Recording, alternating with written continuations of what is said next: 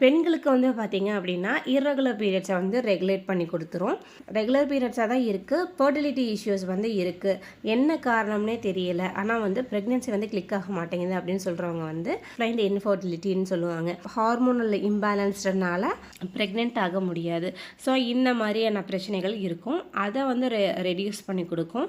PCOS நீர்க்கட்டி பிரச்சனைகள் இருக்குது அப்படின்னு சொல்கிறவங்க வந்து 3 மந்த்ஸுக்கு கண்டினியூஸாக நீங்கள் சாப்பிட்டீங்கன்னா பீரியட்ஸும் ரெகுலர் ஆகிடும், கருமுட்டையும் ஆரோக்கியமாக வளர ஆரம்பிக்கும், எக்கோடைய குவாலிட்டியும் இன்க்ரீஸ் பண்ணி கொடுக்கும், ஹார்மோன்ஸ் எல்லாமே வந்து இம்பேலன்ஸ்டாக இல்லாமல் பேலன்ஸ்டாக மெயின்டைன் பண்ணி கொடுக்கும்.